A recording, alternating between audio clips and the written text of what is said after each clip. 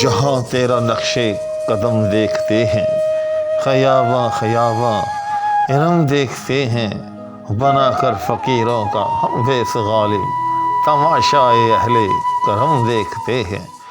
تو ناظرین، اس لازوال اور اس بے مثال غزل کی تشریح لے کر آپ کی خدمت میں حاضر ہوں، اور بلا تاخیر اس کو شروع کرتا ہوں، لیکن ہلکی سی اس استدعاء کے ساتھ کہ اگر کوئی صاحب میرے چینل پر موجود ابھی تک چینل کو سبسکرائب نہیں کیا، ساتھ پہ موجود بیل آئیکن کو پریس بھی نہیں کیا، وہ یہ دونوں کام کر دیں۔ جزاکم اللہ رب العالمین۔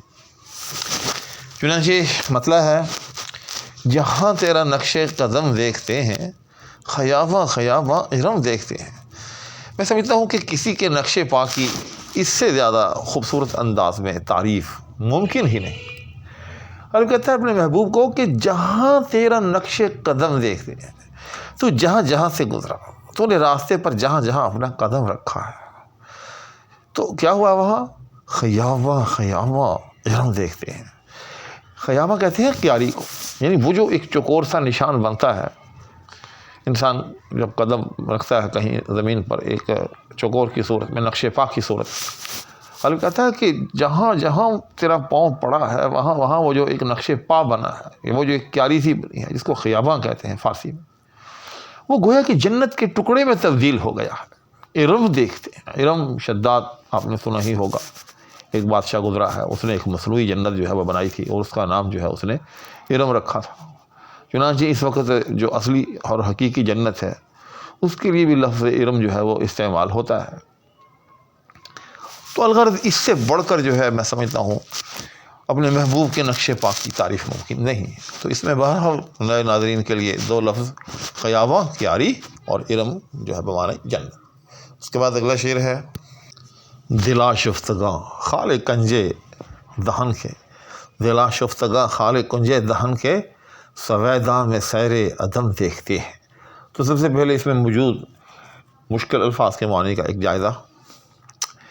دل آشفتگاں، یاد رکھیے گا کہ یہ لفظ جو ہے یہ دو لفظوں کا مجموعہ ہے۔ بیسیکلی لفظ ہوتا ہے آشفتہ، جیسے آشفتہ سری یعنی دیوان کی، اور فارسی میں جب ایسا لفظ کہ جس کے آخر میں ہے ہو، یعنی ایسی ہے جس کو ہائے مختفی کہتے ہیں، جس کا تلفظ نہیں ہوتا، جو صرف لکھنے میں آتی ہے۔ ہاں کی بھی یاد رکھیے گا کئی اقسام ہوتی ہیں۔ ایک ہاں وہ ہوتی ہے جو ملفوظی ہوتی ہے، یعنی اس کا تلفظ بھی ہوتا ہے، جیسے سیاح، اور ایک ہاں وہ ہوتی ہے جو غیر ملفوظی ہوتی ہے، جس کو ہائے مختفی بھی کہتے ہیں، یعنی چھپی ہوئی اختفاء سے ہے، جیسے نقشہ۔ اب نقشہ کے آخر میں جو ہے وہ ہے تو ہوتی ہے، لیکن آپ نے کبھی نہیں دیکھا ہوگا اس کو نقشہ کر کے کہا جائے یا نقشہ کہا جائے، نہ نقشہ، ٹھیک۔ تو اسی طرح سے آشفتہ، تو یہ ہا جو ہے یہ بھی ہائے مختفی ہے، اور اس کو آپ وہ الفاظ کہ جن کے آخر میں الف آتا ہو ان کا ہم قافیہ بنا سکتے ہیں۔ جس طرح سے ان کا چرچا، میں مثال دے رہا ہوں، تو ان کا اور چرچا کا قافیہ ہم قافیہ لفظ آشفتہ، تو اس کو بھی اس کا ہم قافیہ جو ہے وہ بنایا جا سکتا ہے۔ ایسا نہیں ہوگا کہ اس کے آخر میں جو ہے یہ اس کو قافیہ بننے سے روکے، چونکہ یہ ہائے مختفی ہے۔ تو جس کے آخر میں بھی ہائے مختفی ہو، اگر اس کی جمع بنانی ہو تو اس کے آخر میں پھر گاں لگا دیتے ہیں۔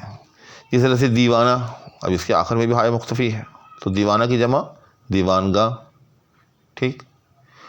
اسی طرح سے یہاں آشفتہ، تو آشفتہ کی جمع آشفتگاں۔ بلکہ اس چیز کو سمجھنے کے لیے اگر مرزا غالب کا ایک کتاب اس میں موجود قوافی کو دیکھ لیا جائے تو اور زیادہ وضاحت ہو جائے گی۔ لب خشک در تشنگی مردگاں کا، تو مردہ کی جمع مردگاں، کیونکہ اس کے آخر میں بھی ہائے مختفی ہے۔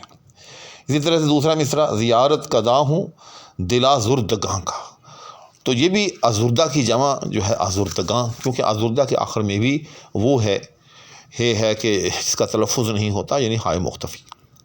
اور یہاں حسن اتفاق ہے کہ جس طرح یہاں اس موجودہ غزل میں دل آشفتگاں ہے، تو اس قطعہ میں دل آزردگاں۔ اسی طرح سے اسی قطعے کے آخر میں ہے، میں دل ہوں فریب وفا خوردگاں کا، تو وفا خوردہ، وفا یعنی فریب وفا خوردگاں کا، یعنی کہ وہ جی کے جس نے وفا کا فریب کھا رکھا، ان کا دل. تو یہاں بھی خردہ، ٹھیک، اس کی ہی جو ہے آخر میں وہ ہائے مختفی، اس کی جمع خردگاں. تو اب آپ کو اچھی طرح سمجھ میں آ گیا ہوگا کہ جس کے آخر میں بھی ایسی ہے ہو کہ جو غیر متلفظ ہو، ہائے مختفی ہو، اگر اس کی جمع بنانی ہو تو اس کے ساتھ میں گاں لگا دیا جاتا ہے. جس طرح سے دیوانہ دیوان گاں، افسردہ افسردگاں. تو اس ایک اضافی بحث کے بعد اب آتے ہیں شعر کے معنی کی طرف. اور کہتا ہے کہ دلا شفتگاں خال کنجے دہن کے. پہلے ہم چونکہ الفاظ معانی کو سمجھ رہے ہیں تو دلا شفتگاں ہو گیا، یعنی وہ احباب کہ جن کے دل جو ہیں وہ آشفتگی کا شکار ہیں. دلا شفتگاں کا معنی کیا ہوا؟